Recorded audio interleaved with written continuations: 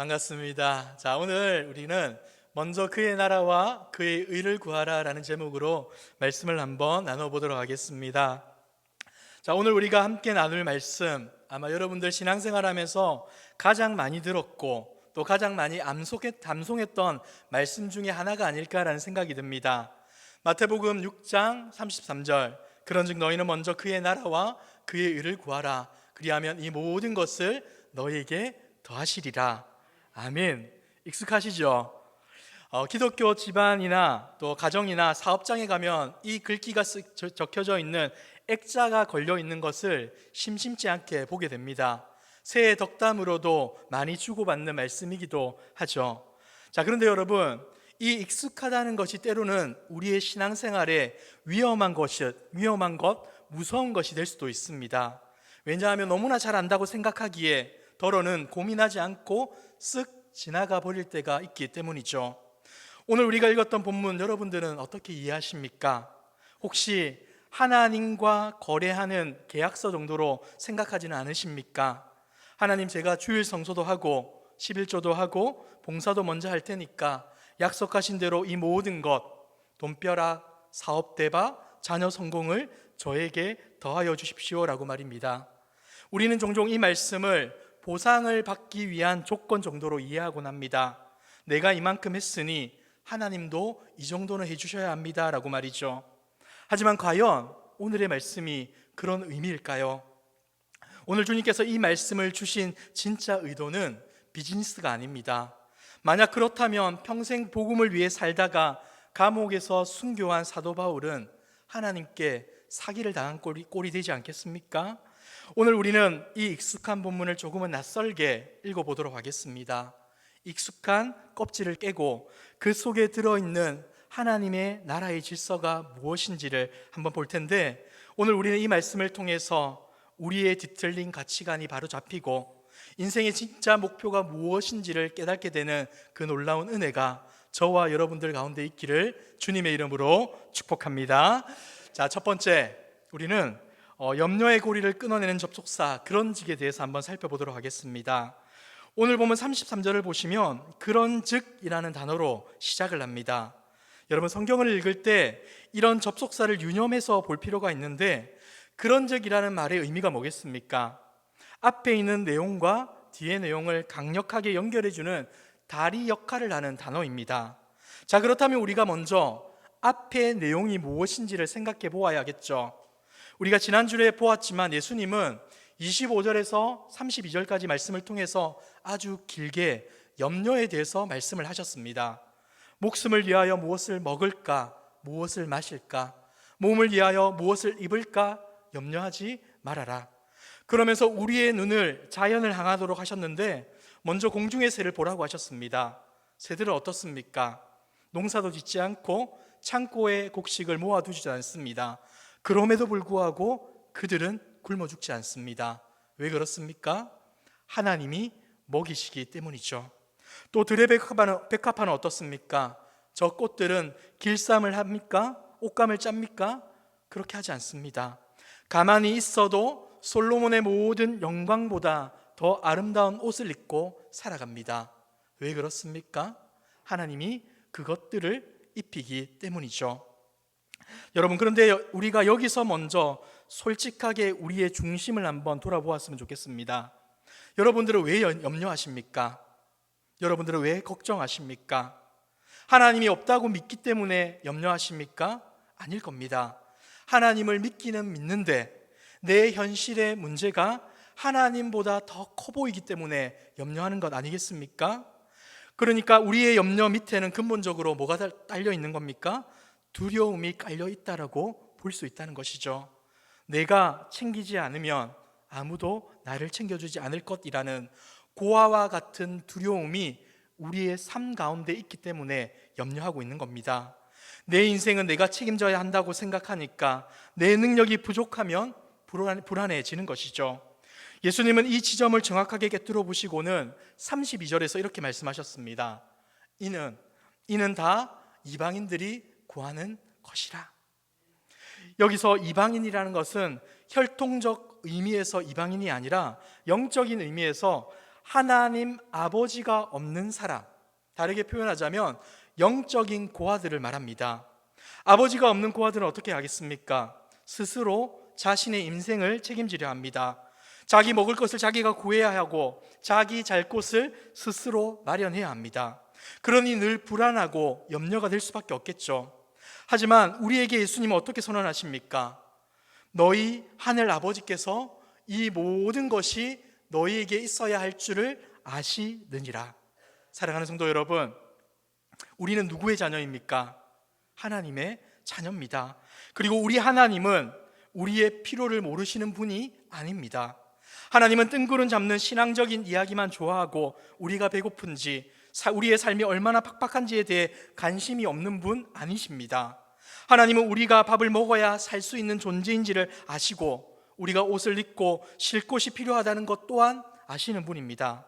이러한 문맥 가운데서 오늘의 본문의 시작, 그런즉이 나오고 있다는 것이죠. 자, 그렇다면 이 그런즉이라는 단어에 숨겨진 의미가 뭐겠습니까? 이것이 될 수 있겠죠. 아버지가 다 알고 계신다. 너는 고아가 아니다. 그러니 이제 너희는 삶의 방식을 바꾸어라. 염려의 방식에서 신뢰의 방식으로, 생존을 위한 몸부림에서 사명을 위한 헌신으로 넘어가라는 거룩한 초대를 우리에게 한다는 것이죠. 여러분은 이 초대에 어떻게 반응하겠습니까? 초대에 응하겠습니까? 아니면 거절하시겠습니까? 응하시겠죠? 네, 이렇게 아멘이 나오면 제가 조금 당황합니다. 여러분, 이 거룩한 초대에 응하시겠습니까? 네, 그렇다면 우리의 삶의 방식을 어떻게 바꿔야 하겠습니까? 주님은 먼저 그의 나라와 그의 의를 구하라고 하십니다. 우리는 여기서 먼저라는 단어에 한번 주목해 볼 텐데, 많은 분들은 이 먼저라는 단어를 보면서 시간적인 순서나 우선순위로 이해합니다. 마치 투두리스트를 작성한 것처럼 그렇게 생각한다는 것이죠. 1순위는 하나님, 2순위는 가족, 3순위는 사업, 4순위는 취미. 그래서 이렇게 적용하기도 합니다. 아침에 눈을 떠서 먼저 큐티하고 그 다음에 밥을 먹자. 월급을 받으면 11조 먼저 떼고 그 다음에 생활비 쓰자. 개업을 했을 때 목사님 오셔서 먼저 예배 드리고 그 다음에 장사를 시작하자. 물론 이렇게 사는 것은 정말 귀하고 아름다운 태도입니다. 하지 않는 것보다 100번, 1000번 낫습니다. 하지만 예수님이 말씀하신 이 먼저라는 것은 단순히 시간적인 순서만을 우리에게 알려주는 것이 아니라는 겁니다. 여기에는 가치적 최우선성, 더 나아가 유일한 중심이라는 의미가 담겨져 있는 겁니다. 조금 생소할 수 있기 때문에 제가 다른 본문을 한 가지 가져올 텐데, 누가복음 12장 31절을 우리가 다 같이 한번 읽어보도록 하겠습니다. 누가복음 12장 31절입니다. 시작. 다만 너희는 그의 나라를 구하라. 아멘. 여러분, 마태복음에 나오는 먼저라는 단어 대신 뭐가 나옵니까? 다만, 오직이라는 표현을 사용합니다. 무슨 의미겠습니까? 우리가 소위 영적인 일, 기도, 전도, 예배를 먼저 해치우면 나머지 일, 그러니까 세상적인 일, 직장, 공부, 여가는 내 마음대로 해도 좋다라는 면죄부가 아니라는 말씀이죠. 어떤 성도님들은 이렇게 생각합니다. 나는 주일 성수 철저히 했고 새벽 기도도 드렸고 교회 봉사도 했습니다. 종교적인 의무를 먼저 다 했으니 이제 직장에서는, 사회에서는 제 마음대로 해도 되겠죠. 경쟁업체 짓밟고 탈세 좀 하고 직원들 쥐어짜도 하나님은 이해해 주시겠죠. 왜냐하면 제가 열심히 번 돈으로 11조 많이 할 거니까 말입니다. 여러분, 이거 신앙 맞습니까? 종교적인 거래 아니겠습니까? 이는 먼저 구하는 것이 아니라 하나님을 내 탐욕을 위한 수단으로 이용하는 것에 불과합니다. 이런 이원론적 사고가 지금까지 우리 한국 교회를 얼마나 심각하게 병들게 만들었습니까?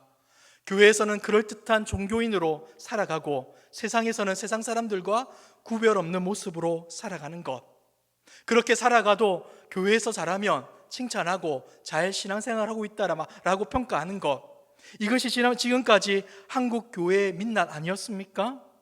예수님이 말씀하시는 먼저는 우리의 삶을 1순위, 2순위로 쪼개라는 것이 아니라 우리의 모든 삶, 그러니까 가정, 직장, 학교, 인간관계, 취미생활을 포함한 모든 영역에서 하나님의 통치가 임하게 하라라는 말씀에 해당합니다. 예를 한번 들어볼까요? 운전대를 잡기 전에 기도하는 것 어떻습니까? 아주 훌륭한 일이죠. 그러나 더 중요한 것은 운전하는 내내 교통 법규를 지키고 끼어드는 차에게 양보하며 그 도로 위에서 하나님의 성품을 드러내는 것입니다. 가게 문을 열 때 예배 드리는 것 중요합니다. 그러나 더 중요한 것은 손님을 속이지 않고 정직한 재료를 쓰고 직원에게 정당한 임금을 주며 그 사업장을 통해 하나님의 정의를 실현하는 것입니다. 그러니까 먼저라는 말에는 하나님, 당신이 저의 삶의 모든 순간, 모든 결정의 기준입니다 라는 고백이 담겨 있어야 한다는 것이죠. 내가 밥을 먹든지 일을 하든지 잠을 자든지 그 어떤 행위의 동기가 하나님의 뜻이 되게 하는 것, 그것이 바로 먼저를 구하는 삶인 것입니다. 마치 나침반이 어디에 있든지 항상 북쪽을 가리키는 것처럼 우리의 삶이 어디에 있든지 항상 하나님을 향하는 것, 그것이 바로 먼저의 의미라고 할 수 있다는 것이죠. 자, 그렇다면 여러분, 우리는 구체적으로 무엇을 구해야 하겠습니까? 예수님은 두 가지를 말씀하시는데 첫 번째는 그의 나라이고 두 번째는 그의 의입니다. 먼저 그의 나라를 구한다는 것이 무엇입니까? 그것은 하나님의 통치를 구하는 것입니다. 많은 분들은 하나님의 나라를 어떻게 생각합니까? 죽어서 가는 천국, 저 하늘 꼭대기에 있는 어떤 장소로 생각하는 경우가 많이 있습니다. 하지만 성경이 말하는 나라, 바실레이아는 영토의 개념이 아니라 주권과 통치와 다스림의 개념입니다. 그러니까 하나님의 나라를 구한다는 말은 어떤 뜻이 되겠습니까? 하나님, 제 삶의 왕이 되어 주십시오. 내 마음에, 우리 가정에, 내 직장에, 내 삶에 하나님이 왕으로 역사하여 주십시오라는 말이 되는 겁니다. 여러분 가정의 주인이 누굽니까? 목소리 큰 남편입니까? 아니면 꽉 잡고 있는 아내입니까? 아니면 상전으로 모시고 있는 자녀입니까? 하나님 나라를 구하는 가정은 하나님만이 주인이어야 합니다. 하나님의 말씀을 따라야 하고 하나님의 뜻을 구하며 행동해야 한다는 것이죠. 여러분, 사업체의 주인은 누구입니까? 사업자 등록증에 이름이 적혀 있는 여러분입니까? 아니라는 겁니다. 하나님 나라를 구하는 기업인은 저는 하나님의 청지기일 뿐, 이 기업의 진짜 회장은 하나님이십니다 라는 그 마음으로 하나님의 뜻대로 경영하는 것, 이것이 바로 그의 나라를 구하는 하나님 나라 백성의 올바른 모습이다라고 알려주고 있다는 것이죠. 자, 두 번째는 그의 의를 구한다는 것은 하나님의 성품을 닮아가는 것입니다. 여러분, 마태복음에 보면 의라는 단어가 자주 나옵니다. 그런데 이 의라는 것은 단순히 도덕적으로 착한 것이 아니라 올바른 관계적 의미를 가지고 있습니다. 하나님과의 관계, 이웃과의 관계가 바로 서는 것, 그리고 더 나아가 하나님의 성품을 내 삶으로 드러내는 것을 뜻합니다. 하나님을 알아가면 알아갈수록 우리는 어떻게 됩니까? 더 악해집니까? 더 나빠집니까? 아니면 하나님을 더 닮아갑니까? 하나님을 닮아가게 되죠. 하나님이 자비로우시니 나도 자비롭고 싶다. 하나님이 약자들을 돌보시니 나도 약자들을 돌보고 싶다. 하나님이 정직하시니 나도 손해를 보더라도 정직을 선택하고 싶다. 이것이 그분의 의를 구하는 자의 올바른 자세입니다. 그런데 어떤 분들이 이렇게 말을 하죠. 목사님, 세상 물정 모르는 소리 하지 마십시오. 그렇게 살면 세상에서 바보 취급당하며 손해를 봅니다. 적당히 요령도 피우고 뒷돈을 줘야 성공할 수 있습니다. 여러분, 맞습니다. 세상의 계산으로는 하나님의 의를 구하면 100% 손해를 봅니다. 정직하게 세금 다 내면 남는 게 없을 수도 있고, 남을 밟고 올라가야 하는데 양보하면 승진해서 물릴 수도 있습니다. 근데 여러분, 바로 그 순간이 믿음이 필요한 순간 아니겠습니까? 내가 당장 손해를 보더라도 나는 하나님의 방식을 따르겠다. 왜냐하면 내 인생의 진짜 공급자는 회사가 아니라, 세상의 편법이 아니라 오직 하나님이시기 때문이다. 이 고백을 할 수 있는 자가 바로 그분의 의를 구하는 자인 것입니다. 그러므로 하나님의 나라와 의를 구한다는 것은 내 삶의 현장에서 계속해서 하나님이시라면 어떻게 하실까라고 끊임없이 묻고 그 질문에 대한 답으로 실천하는 것입니다. 종교적 열심이 아니라 우리의 삶에 혁명이 일어나는 것, 하나님의 다스림이 나타나는 것, 이것이 바로 하나님의 나라와 의를 구하는 천국 백성의 모습이라는 것이죠. 자, 그 다음으로 우리는 구하라라는 동사를 한번 살펴보도록 하겠습니다. 자, 구하라라는 동사도 참 중요한데 문법을 제가 드러내서 좀 죄송합니다. 헬라어 문법으로 보시면 이 단어는 현재 명령형으로 쓰이고 있습니다. 좀 쉽게 말하자면 한 번 구하고 말아라라는 뜻이 아니라 계속해서 끊임없이 지속적으로 추구하라라는 의미가 포함되어 있다는 것이죠. 자, 우리는 부흥회나 수련회 때 뜨겁게 눈물을 흘리며 결단한 적 있습니까? 없습니까? 있죠. 주님, 제가 이제 주님을 위해 살겠습니다 라고 다짐을 합니다. 자, 그런데 집에 가면 어떻게 됩니까? 작심삼일을 이때 쓸 때가 참 많이 있죠. 얼마 지나지 않아 일상으로 돌아가면 다시 염려가 파도처럼 몰려옵니다. 다시 돈이 최고인 것 같고 다시 세상 문화에 휩쓸려 좌우분별하지 못하고 살아갑니다. 그래서 주님은 지금 우리에게 말하는 겁니다. 계속 구해야 한다. 한 번의 결단으로 끝나지 않기 때문입니다. 아침에 눈을 뜨면 다시 주님, 오늘도 제 삶의 왕이 되어 주십시오. 유혹이 올 때마다 다시 주님, 이 이익 앞에서 제가 흔들립니다. 주님의 뜻을 붙들게 해 주십시오. 실패하고 넘어져도 다시 일어나 그 나라를 구해야 한다는 것이죠.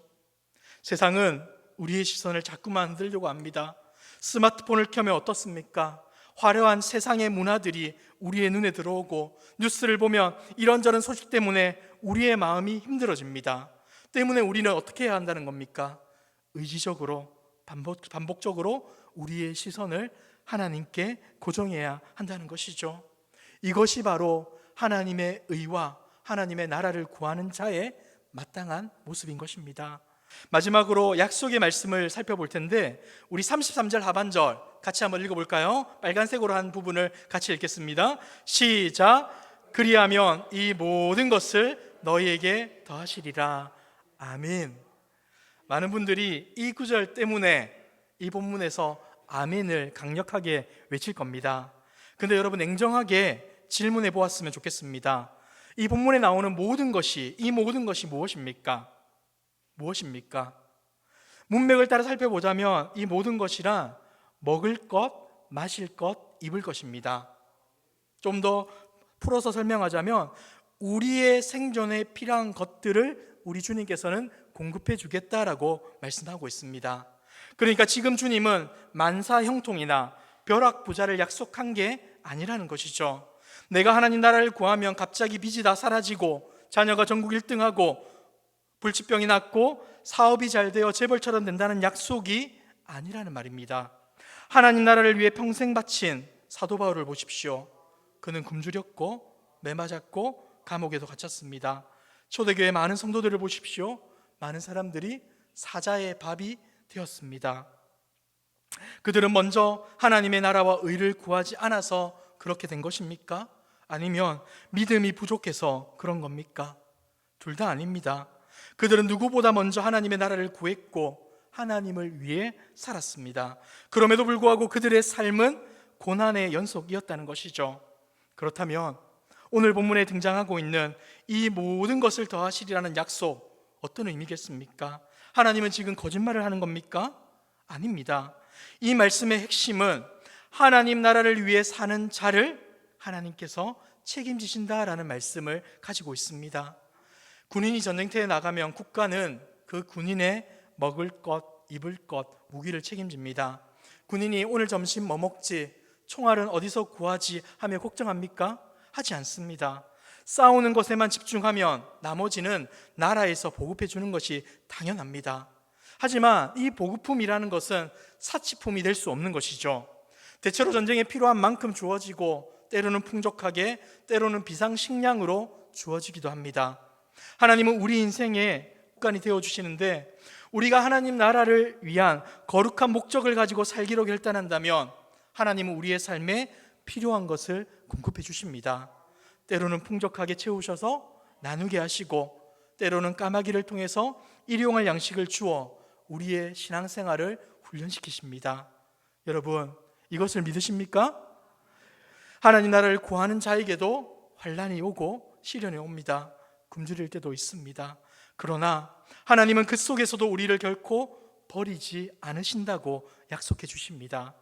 굶어 죽지 않게 하시고 감당할 힘을 주시며 그 고난을 통해 오히려 하나님의 영광이 드러나게끔 하신다라고 말씀해 주십니다. 때문에 감옥에 갇혀 있었던 바울은 이런 고백을 했던 것이죠.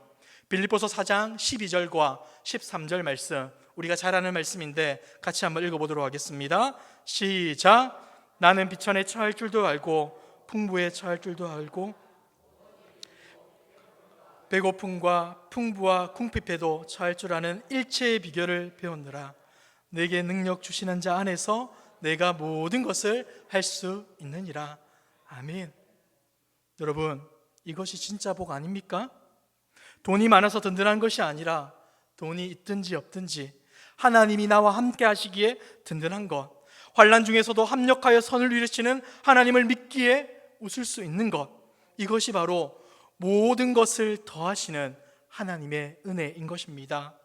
우리가 하나님 나라를 구하면 하나님은 우리가 구하지 않은 것까지도 하나님의 때에 하나님의 방식으로 주십니다. 솔로몬을 한번 떠올려 보십시오. 그는 자신을 위하여서 부와 장수를 구하지 않았습니다. 그저 자신의 백성들을 잘 다스리기 위해서 지혜를 구했을 때 하나님 얼마나 기뻐했습니까? 여러분, 우리가 다른 것이 아니라 하나님 자체를 구할 때 하나님은 우리를 가장 아름답고 복된 길로 인도하십니다.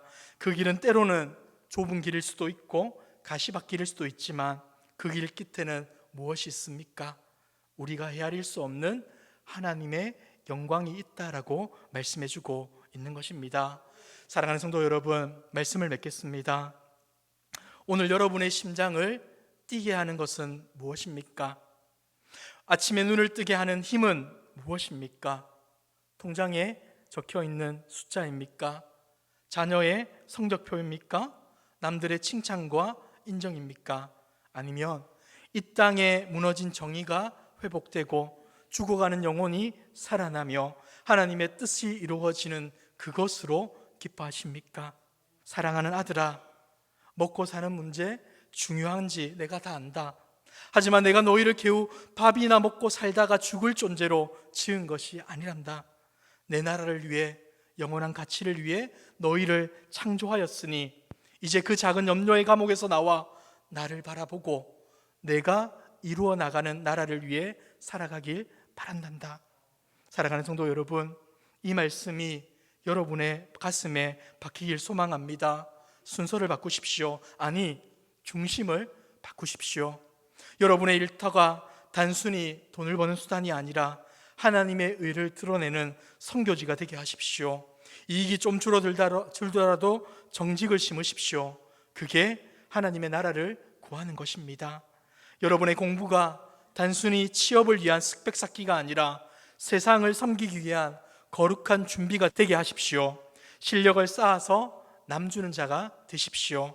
여러분의 가정이 우리끼리 잘 먹고 잘 사는 안락한 쉼터에 머물지 않고 이웃의 아픔을 돌보고 하나님의 사랑을 흘려보내는 통로가 되도록 하여 주십시오. 우리가 그렇게 먼저 그분을 구할 때 우리는 알게 될 것입니다. 우리가 구하지 않았던 것들까지도 덤으로 주시는 하나님의 은혜를 말입니다. 사랑하는 성도 여러분, 이번 한 주간 우리가 또 세상을 살아갈 겁니다. 분명히 염려가 밀려오겠죠. 그때마다 우리가 선포했으면 좋겠습니다. 나는 하나님의 자녀이다. 하나님 아버지가 나를 책임지신다. 나는 오늘도 하나님의 나라를 살아갈 것이다. 이 거룩한 결단이 저와 여러분의 삶을 가득 채워서 그 은혜와 사랑이 우리 삶을 지배하여서 세상의 염려가 아니라 하나님의 은혜와 사랑으로 담대하게, 행복하게, 기쁨으로 이 땅을 살아갈 수 있는 저와 여러분들의 복된 모습 될 수 있기를 주님의 이름으로 축복합니다.